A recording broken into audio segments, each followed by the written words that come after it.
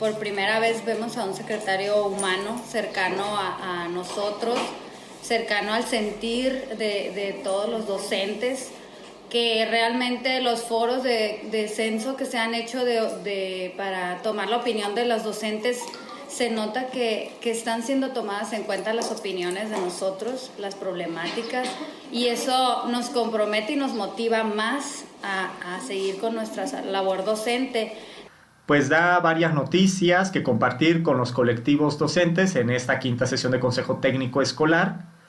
Sin embargo, quedan algunos puntos pendientes, porque recuerden que nosotros pues estamos en la realidad, o sea, directamente en las aulas, en las escuelas, con los alumnos, en las oficinas de supervisión. ¿Y qué es lo que hace falta aquí en este asunto? Pues hace falta que lo oficialicen, hace falta una circular, porque ya está el video, pero hace falta el documento. Creo que es una forma de acercamiento muy estimulante hacia los docentes, porque tenemos una idea más clara de lo que se persigue con los nuevos lineamientos que estamos teniendo en la educación preescolar. Este video me abrió un poco más el panorama de lo que se espera de nosotros como docentes y de todo aquello que va a venir a cambiar en el sistema educativo. Sí, era mucho lo que se nos estaba pidiendo en lo administrativo, y sí es mejor que se vaya descargando, porque así nos queda más tiempo para invertirlo, bueno, en lo de por sí que ya tenemos que hacer, que es la elaboración y preparación de una situación didáctica para nuestros alumnos. Estamos muy contentos de esta vinculación que está teniendo con nosotros los maestros, y sobre todo esa empatía de entender nuestro trabajo, de acercarse a nuestras necesidades como maestros para que tengamos una mejor función, sobre todo el aprendizaje de calidad en cada uno de nuestros educandos. Agradecemos que a los maestros se nos dé esa oportunidad, a los directores, de que se nos apoye, tengamos menos cargas, menos cosas que hacer y enfocarnos más a la educación de los niños. No más que diga cuándo. Amigas y amigos, el Diario Oficial de la Federación está publicando el nuevo acuerdo de evaluación que firmé hace unos días, en donde se establecen las características de la boleta de evaluación. Así la vamos a llamar ahora, boleta de evaluación. Estas modificaciones son resultado de sus opiniones, son para que ustedes cuenten con más tiempo para dedicarse a su labor de enseñanza y aprendizaje, y no, como hemos conversado, al llenado de este tipo de formatos que tanta carga administrativa han provocado. Es un primer paso, falta muchísimo más, pero vamos hacia la transformación educativa que requiere una nueva escuela mexicana, esa nueva escuela mexicana que entre ustedes y nosotros vamos a construir. Me da mucho gusto estar nuevamente en contacto con ustedes, sobre todo ahora, en este momento que es ya histórico para la educación pública en México, pues se está debatiendo la abrogación de la reforma educativa. Es bien importante señalar que con esta acción, el señor presidente de la República, Andrés Manuel López Obrador, quien siempre ha defendido los derechos de las maestras y los maestros de México, cumple uno de sus más importantes compromisos con ustedes. Como saben, la iniciativa que dará a nuestro país una educación pública incluyente, equitativa, de excelencia, pertinente en todos los niveles escolares y que abrogará la reforma educativa, se fundamenta en la consulta, en donde pudimos escuchar, y a muchos de ustedes los escuchamos, en sus propuestas, opiniones y participación de maestros, padres de familia, especialistas, tanto en los foros como en la plataforma que recibió más de 64,000 ponencias, y en las visitas domiciliarias que 70,000 personas nos ayudaron a realizar. Esta iniciativa, que constituye el Acuerdo Nacional para la Educación, puede resumirse de manera muy apretada en los siguientes puntos. Primero, se abrogó todo el texto constitucional previo y, como consecuencia, también se abrogan las leyes del Servicio Profesional Docente y del Instituto Nacional para la Evaluación de la Educación. Con ello, no más evaluaciones punitivas ni obligatorias. En contraparte, y esto es una gran noticia, nace un nuevo derecho docente, el sistema de formación y actualización del magisterio. Un sistema gratuito, porque muchos de ustedes saben que los cursos muchas veces se los cobran. Va a ser obligación de la autoridad educativa brindarles a todos ustedes la actualización y la preparación que requieren para ser cada vez mejores maestras, mejores maestros. Cuarto, no habrá liga alguna entre evaluación de cualquier tipo y permanencia en el empleo. Esto también es muy importante porque queda explícito dentro de la Constitución. Quinto, al maestro se le da un rol, se le reconoce como el agente de la transformación social. A diferencia de la denostación y de la crítica que durante tanto tiempo se le dirigió a las maestras y las maestras de México, ahora se les da un papel relevante que es el que les corresponde. Sexto, al centro la enseñanza y aprendizaje y no las cargas administrativas que actualmente agobian al profesorado. Séptimo, la promoción que se vaya a realizar, y esto aparecerá en las leyes secundarias, va a ir asociada no solo a los conocimientos, sino también a las aptitudes, también a la experiencia. Esto quiere decir, va a ser asociada a un tema multifactorial. Y de ninguna manera volverán los exámenes estandarizados. Todo esto nos lleva al octavo punto, que es que los derechos laborales del magisterio quedan perfectamente protegidos y que dentro del artículo 3 habrá opciones de mejora, y en lo que no es esas opciones de mejora, sabemos que siempre se aplicará el artículo 123 constitucional, apartado B. Nacerá, como punto 9, una nueva carrera profesional, una nueva carrera docente magisterial, como queramos llamarle. Esto se va a definir también en conjunto en mesas de trabajo de promoción.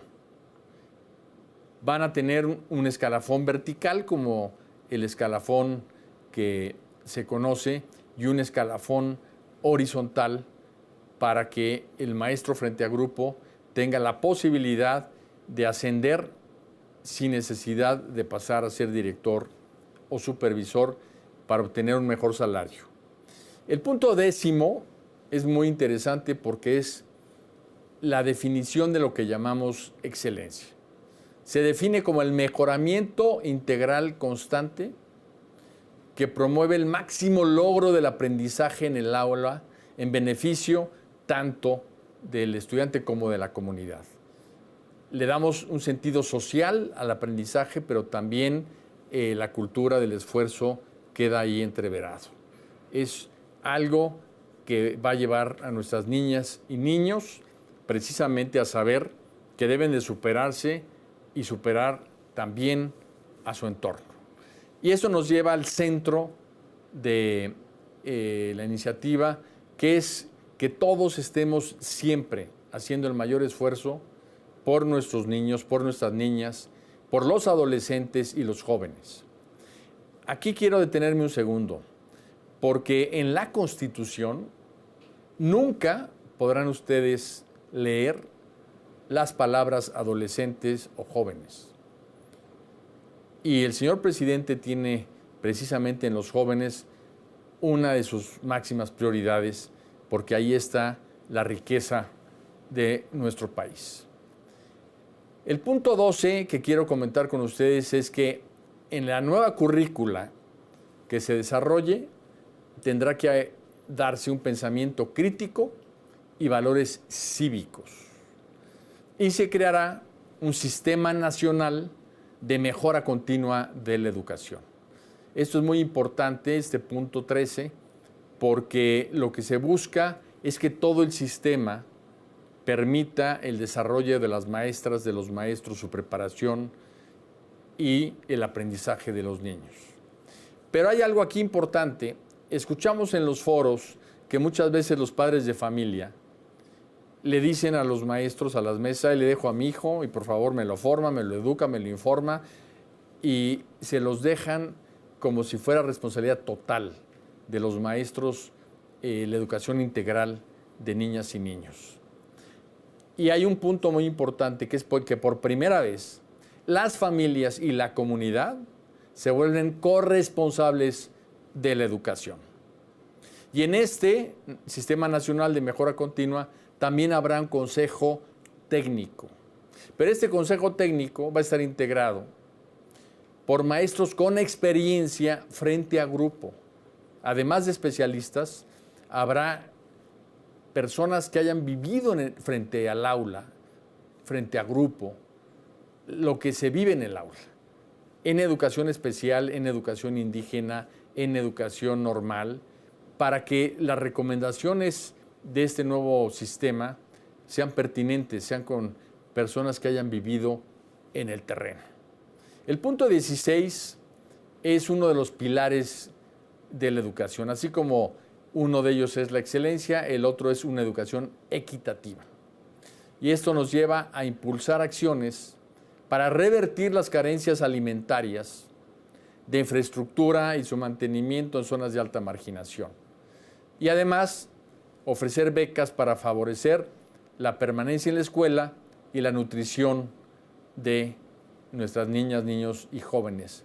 Por ejemplo, en educación media superior, que es donde más abandono hay en nuestro país, la beca es universal.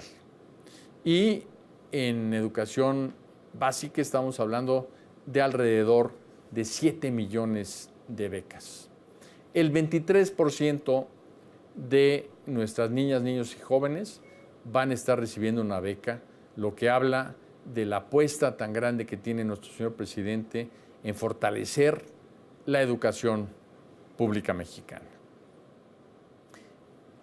Nuestra educación va a ser inclusiva y así queda textualmente en la Constitución. Es el punto número 17 que quiero hablar con ustedes. Va a ser integral, intercultural y plurilingüe. Se trata de respetar los derechos de todos, pero también de tener acción afirmativa en quien está más rezagado. Por eso va a haber una gran fortaleza en la educación indígena y en lenguas indígenas. Va a formar a los agentes de cambio que México necesita, fortaleciendo la educación normal. La educación normal va a estar protegida por la Constitución para que dejemos de una vez y para siempre de marginarla, de hacerla a un lado, de no considerarla. La educación normal tiene que ser un punto central de la prioridad de la autoridad educativa.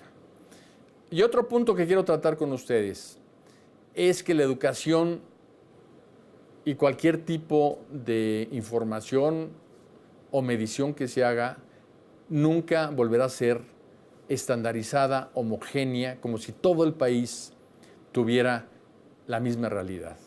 Va a haber una educación para las diferentes realidades de México, una educación pertinente con contenidos y políticas por regiones. La base de la educación será nacional, porque todos somos mexicanos y debemos de comulgar de principios comunes. Pero también tendrán un contenido muy importante regional para que haya una correspondencia entre escuela, maestros, alumnos y su realidad y su entorno. El punto número 20 de este resumen que les estoy haciendo, ya no parece tanto resumen, pero es bien importante que les comente todo esto, es que los planes y programas de estudio deberán de realizarse con perspectiva de género, desde bebés, desde muy niños. tenemos que educar a nuestros niños en el respeto a la perspectiva de género. Basar la educación en ciencias y en humanidades. Se le va a dar mucho peso a las humanidades, a la historia, a la geografía, al civismo, a la filosofía, pero también a la tecnología y a la innovación. Y en términos regionales, vamos a darle un gran peso a las lenguas indígenas y también a las lenguas extranjeras, a las artes, en particular la música, y algo fundamental, que regrese la educación física, así como el civismo, a nuestra escuela, que regrese el deporte escolar, la activación física. Promoción de estilos de vida saludables, todo esto en un marco de literacidad y con el cuidado del medio ambiente siempre presente. Este paquete de materias será lo que va a diferenciar la nueva escuela mexicana de una escuela que solo educaba para el empleo. Lectoescritura, matemáticas y ciencias. La riqueza de darle este enfoque humanista a la nueva escuela mexicana es que educa para la vida. Y educa poniendo los derechos humanos, la igualdad sustantiva, la cultura de paz, la honestidad y la mejora continua como valores que siempre deben estar presentes en la vida de nosotros los mexicanos. Vamos a educar para la vida, no solo para obtener capacidades cognitivas, sino también para desarrollar habilidades socioemocionales y cívicas. Maestras, maestros de México, este acuerdo nacional que estamos construyendo juntos para la educación pública, para la educación en general en México, es un logro, es un gran logro de todos nosotros, de todos los mexicanos, que va a redundar en beneficio de nuestras niñas, de nuestros niños, de nuestros adolescentes y jóvenes en nuestro país y nacionales que vivan en el extranjero, porque también vamos a atenderlos a ellos. En México, por fin, todos van a tener acceso a una educación equitativa, con excelencia e inclusiva. Y todo ello será posible gracias a ustedes, maestras y maestros, que día a día, con su labor en el aula, engrandecen a nuestro país al dotarlo de futuro, de ese futuro que representa cada una de sus alumnas, cada una de sus alumnos, y por ello queremos seguir trabajando juntos, creando juntos, haciendo historia con nuestra educación. Desde un aula no solo se dan clases, desde un aula se crea, se hace historia y se engrandece un país. Por ello, muchísimas gracias y hasta nuestro próximo encuentro. Gobierno de México.